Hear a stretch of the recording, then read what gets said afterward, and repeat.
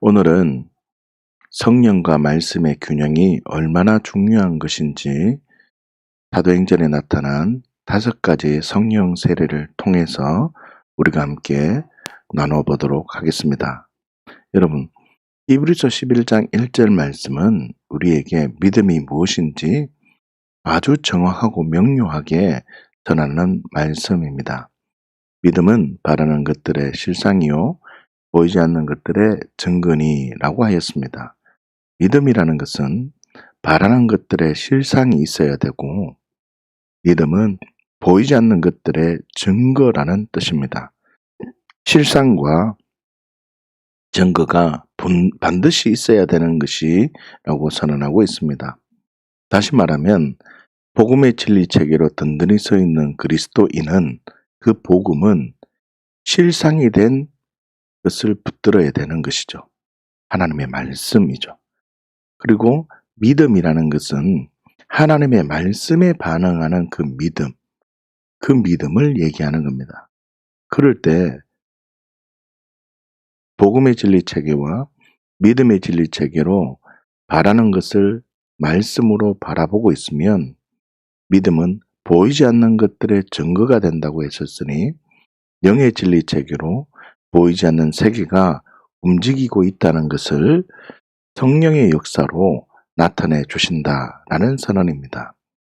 다시 말하면 객관적인 믿음, 부활을 성경으로 믿으면 객관적인 믿음, 하나님의 말씀을 성경 그대로 믿기 시작하면 네가 진짜 진정으로 믿음으로 반응했다는 것을 성령님께서 확증해 주셔서 나는 더욱 하나님의 말씀을 붙드는 삶을 살아가게 됩니다.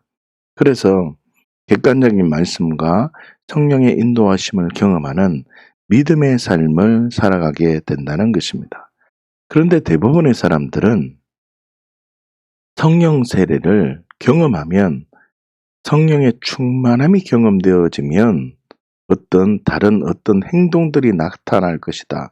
그렇기 때문에 믿음의 삶이 되어지기 위해서는 성령 세례만을 성령의 강력한 임재가 있어야지만 될 것이다 라고 하는데, 성령의 강력한 임재가 있기 위해서는 하나님의 말씀을 붙드는 삶 또한 너무나 중요하다는 것을 놓치면 안 된다는 뜻입니다. 자, 보십시오. 그리스도인이라면 객관적인 말씀 위에 은사, 어떤 성령의 경험이 적용되어져야 하는데, 주관적인 체험이라는 것을 다시요, 성경이 아닌 경험으로 모든 것을 객관화시키려는 것이 문제라는 것입니다. 성령님은 말씀으로 초자연적인 역사로 우리에게 임하셔서 설명을 해 주십니다. 그렇지만 성령님을 한쪽으로만 이해하려고 한다면 건강하지 못한 신앙생활, 믿음이 되어져 버린다는 것입니다. 그렇기 때문에 성령 사역과 말씀 사역에 함수 관계가 있다는 것을 알아야 합니다. 성령 사역과 말씀 사역이 항상 함께 사역되어졌다는 것을 발견해야 됩니다. 다시 말하면 성령 사역은 말씀 사역에 기초를 두고 역사하시며 사역하고 있다는 것을 우리가 깨달을 때에 우리는 더 큰 성령의 일하심을 경험할 수 있다는 뜻입니다. 지금부터 사도행전에 나타난 5가지의 성령 세례 장면을 보면서 정말 말씀에 기초했을 때 성령의 역사가 나타났는지를 함께 생각해 보겠습니다. 첫 번째로 오순절 성령 강림 사건입니다. 우리는 사도행전 2장 1절에서 4절까지의 말씀을 너무나 잘 알고 있습니다. 오순절 날에 이미 이름에 그들이 다 같이 한 곳에 모여서 정말 기도하고 있을 때 호련히 하늘로부터 급하고 강한 바람 같은 소리가 있어서 그들이 앉은 온 집안에 가득하여서 마치 불의 혀처럼 갈라지는 것들이 그들에게 보이고 각 사람이 하나씩 임하였다는 것, 그리고 그들이 다 성령의 충만함을 받고 성령이 말하게 하심을 따라 다른 언어들로 말하기 시작하였다는 것을 우리는 알고 있습니다. 여러분, 이것이 메시아에 대한 진정한 갈망이나 강력한 기도를 할 수 있는 분위기라든지 성도의 열정 때문이라고 생각을 하십니까?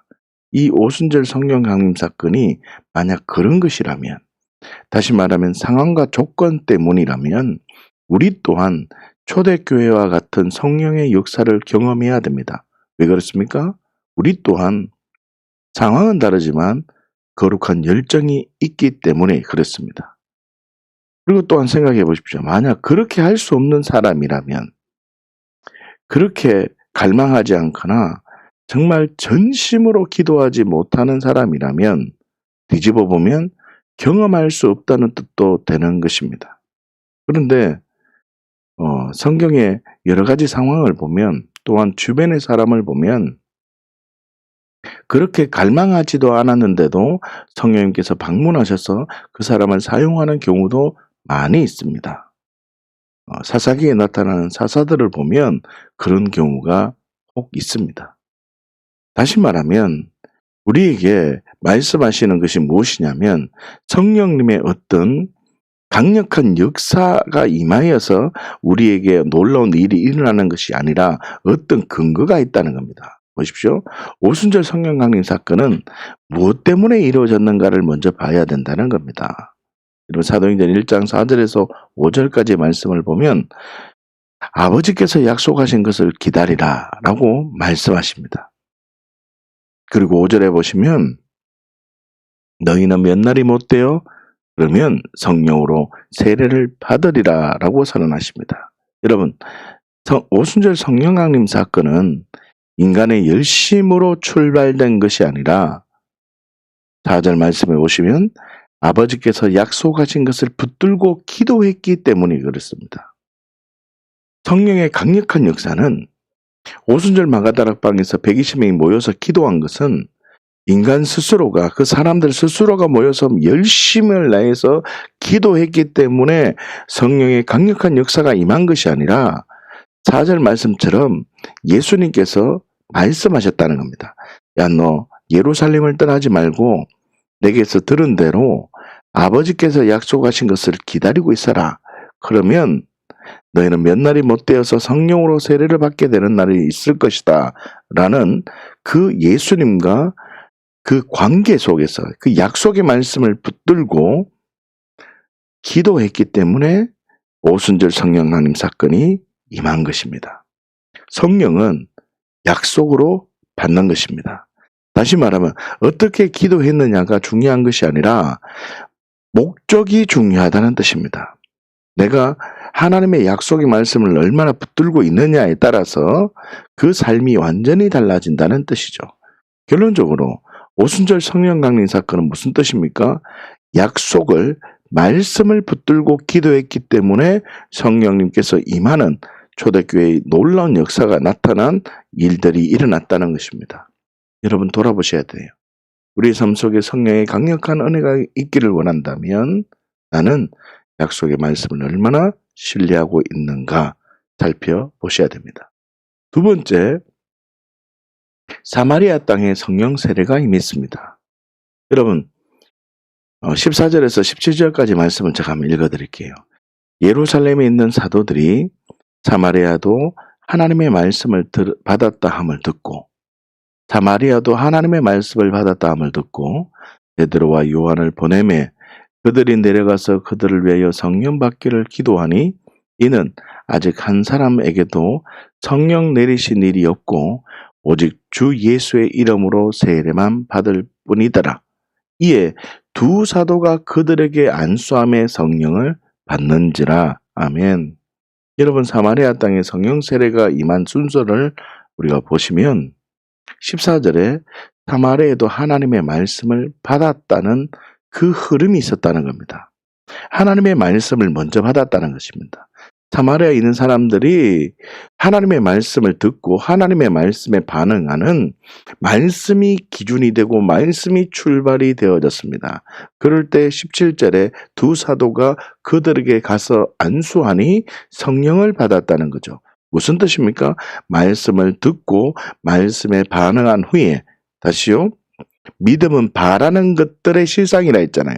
내가 바라보는 그 실상이 무엇인지 정확해질 때 그 실상에 따라서 하나님께서 증거를 보내주신다고요.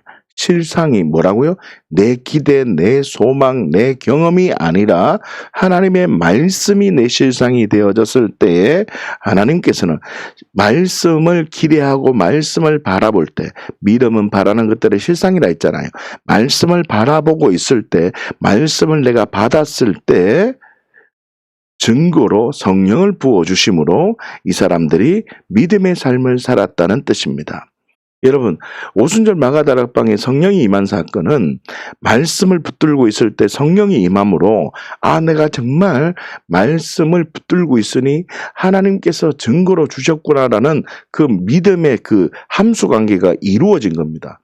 이 계시가 임하니까 이 사람들은요, 완전히 하나님의 나라, 보이지 않는 세계가 정말 믿어지기 시작하니까 이 사람들은 하나님의 나라를 위해서 복음을 전하면서 살아가는 삶이 되어졌다는 겁니다. 다시 말하면 우리는 성령을 받으면 무슨 놀라운 일을 할 수 있는 능력이 부어지는 것이 아니라 진정한 말씀의 출발이 되어졌을 때 성령이 역사함으로 더 큰 은혜의 삶이 풀어진다는 겁니다. 여러분, 이 주관적인 생각은 우리는 환경에 흔들릴 수밖에 없습니다. 그러나 객관적인 성경 말씀을 진리로 딱 붙들고 있으면 우리 하나님께서는 우리에게 놀라운 은혜의 삶을 살아갈 수 있도록 성령님께서 역사하여 주십니다. 이 흐름, 다시 말하면 약속의 말씀을 붙들고 오늘의 삶 속에 증거로 주시는 하나님의 은혜를 기다리면, 말씀이 내 삶을 인도하는 은혜를 기다리면 성령의 말할 수 없는 능력이 부어져서 말씀이 내 삶을 인도하는 그 흐름이 되어지는 것입니다. 그렇기 때문에 우리는 말씀이 내 삶을 인도되어지기 위해서는 우리는 여러 가지 말씀을 나눌 수 있는 공간이 있어야 됩니다. 첫 번째, 주일날 선포되는 그 말씀이 내게 어떤 말씀인지 꽉 붙들어야 되고, 그 말씀을 통해서 하루의 삶이나 내 한 주간의 삶을 기준을 내리는 척도가 되어져야 되고, 그러나 이 말씀만 있으면 좀 불안하다는 거죠. 그러나 내 개인의 경건의 시간을 통해서 말씀을 딱 붙들고 있으면 우리는 말씀이 두 개가 선포되는 겁니다. 또 어떤 이들은 공동체를 통해서, 세를 통해서 말씀이 읽어질 때 그 말씀이 또 선포되는 그 말씀을 통해서 내가 한 주간의 말씀이나 한 주간의 어려운 일들을 승리해 나가는 힘이 된다는 겁니다. 다시 말하면 우리 안에 말씀의 어떤 흐름이 내 안에 많이 있을 때 우리 안에 성령님이 내 안에 더욱더 역사하신다는, 더욱더 시원하게 역사하신다는, 다시 말하면 내가 어떤 상황 속에서 믿음으로 결단이 더욱 시원해지고 내가 믿음의 어떤 상황에서 믿음으로 결단할 수 있는 그 힘이 발생되어지는 것입니다. 여러분, 또 세 번째, 우리는 바울에게 임한 성령 세례가 있습니다. 이건 놓칠 수가 없는 장면이죠. 바울에게 예수님께서 다메섹으로 가는 그 바울에게 성령이 임하셔서 바울을 회심시키는 놀라운 장면이 사도행전에 등장합니다. 우리는 이 사도행전에 나타난 이 바울의 사건을 보면서 우리는 그래 봐라, 바울도 강력한 성령의 역사가 있었기 때문에 이 바울이 예수를 위해서 목숨을 걸고 살았지 않느냐라고 결단할 수 있습니다. 그런데 절대 그러지 않습니다. 여러분 보십시오. 사도 바울은 다메섹 도상에서 강력한 성령 사건을 경험했습니다. 여러분, 순서적으로 보면 다메섹 도상에서 영적 사건이 먼저인 것 같지만 우리 생각에도 다메섹 사건에서 만난 그 예수 그리스도의, 그 부활하신 예수 그리스도의 그 만남이 가장 먼저인 것 같지만 바울은요, 그를 내 속에 나타내시기를 기뻐하셨을 그때를 객관화시키기 위해서 혈육과 의논하지도 않고 사도를 만나려고 예루살렘으로 가지도 않고 아라비아로 갔다가 혼자만의 시간을 가졌다는 것입니다. 다시 말하면 말씀을 다시 생각하는, 객관화시키는 작업을 보냈다는 것입니다. 여러분, 갈라디아서 1장 15절에서 17절 말씀을 보십시오. 그러나 내 어머니 태로부터 나를 택정하시고 그의 은혜로 나를 부르시니가 그의 아들을 이방에 전하기 위하여, 이게 지금 이제 만난 사건이죠.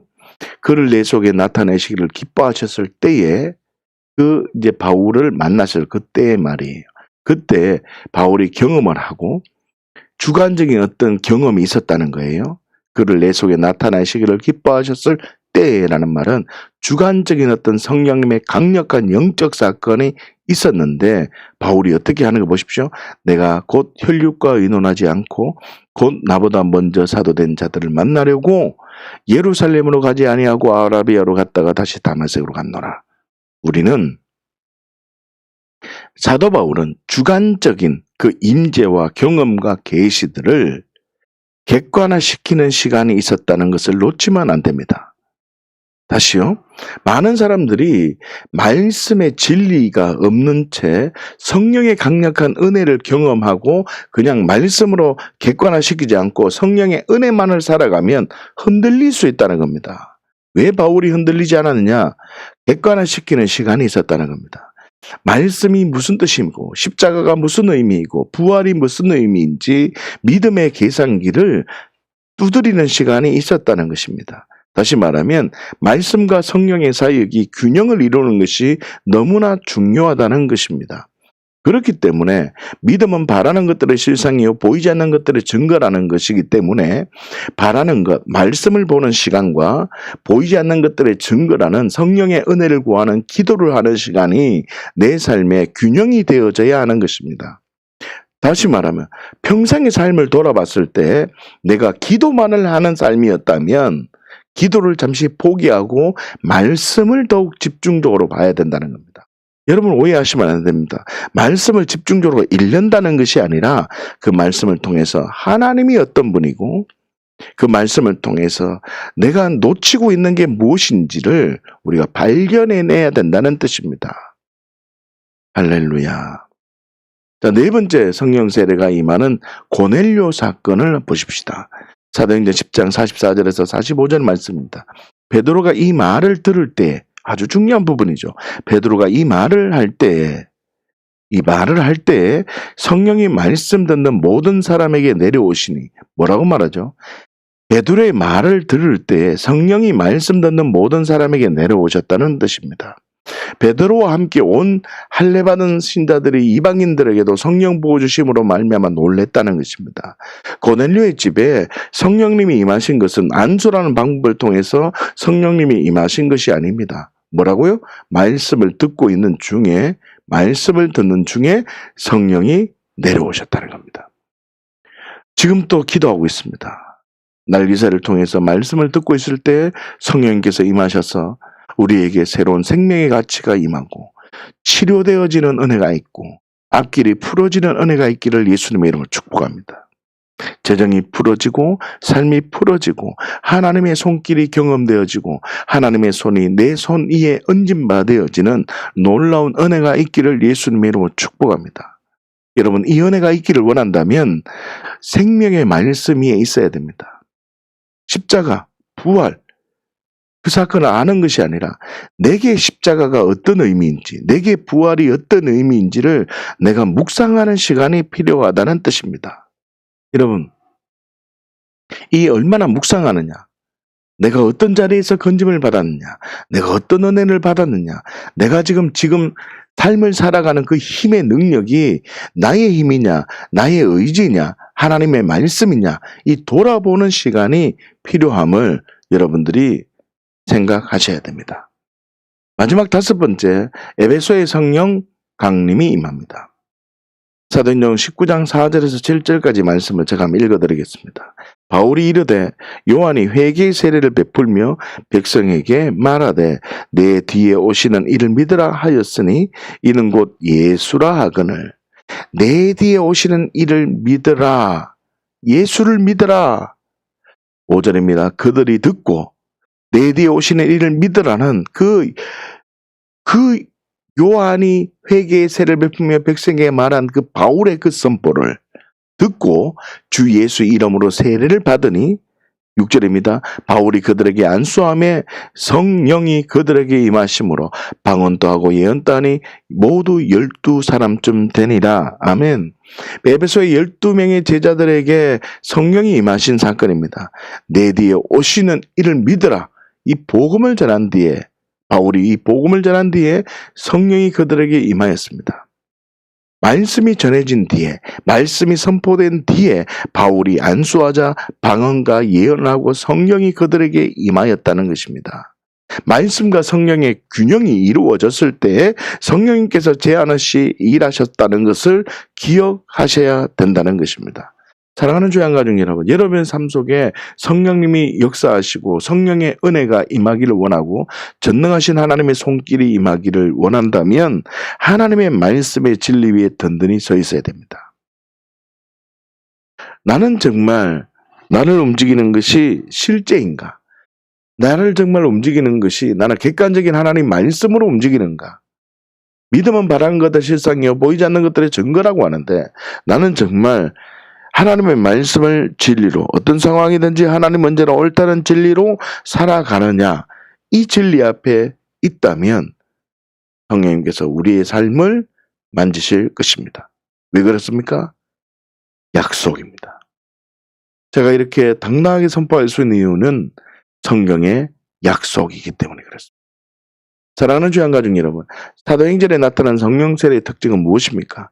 객관적인 진리를 붙들고 있을 때 바라는 것을 실상으로, 하나님의 말씀을 말씀으로 인정할 때, 이해하십니까? 복음의 진리체계 위에 믿음의 진리체계로 반응하고 있을 때 보이지 않는 것들의 증거로 성령님께서 역사하신다는 것입니다. 다시 말하면 말씀과 성령의 균형은 하나님께서 더욱 시원하게 일하실 수 있다는 것을 기억하셔야 됩니다. 앞으로 계속해서 믿음의 진리체계와 영의 진리체계를 나눌 겁니다. 복음의 진리체계는 이미 우리가 주양계 DNA를 시작하기 전에 복음의 진리체계를 먼저 선포했습니다. 알고 여기고 드리고 계속 신뢰하는 이 복음의 진리체계를 먼저 세우지 않는다면 건강한 믿음의 진리체계는 세워질 수가 없습니다. 여러분 기억하셔야 됩니다. 복음의 진리체계가 명확하게 되어졌을 때 하나님 말씀이 내게 들어오고 하나님의 말씀이 생명의 관계로 들어왔을 때 건강한 믿음의 진리체계가 작동되어지는 겁니다. 믿음의 진리체계가 작동되어졌을 때 우리에게는 영의 진리체계로 성령의 말할 수 없는 은혜가 풀어지는 것입니다. 하나님의 은혜는 복음의 진리체계로 출발하여 믿음의 진리로 결론 내려졌을 때 성령의 이 영의 진리체계가 작동되듯이 우리가 하나님의 말씀을 진리로 반응할 때 성령님이 운행되어진다는 것을 기억하십시오. 하나님은 우리의 삶을 말씀으로 인도되어지기를 원합니다. 나의 기도, 나의 어떠함으로 하나님의 인도함을 받기를 원하지 않고 나의 어떠함과 상관없이 말씀이 내 삶을 인도하여 준다는 그 진리로 말씀에 반응하는 자는 그 말씀이 내 삶에 말씀되게 역사하십니다. 여러분 기억하십시오. 말씀이 내 삶을 인도하는 그 은혜가, 그 은혜의 흐름이 풀어지기를 예수님의 이름으로 축복합니다. 오늘 하루도 말씀이 내 삶을 인도하는 삶, 말씀의 약속대로 성령님이 일하시는 절정의 하루가 되시기를 예수님의 이름으로 축복합니다. 함께 기도하겠습니다.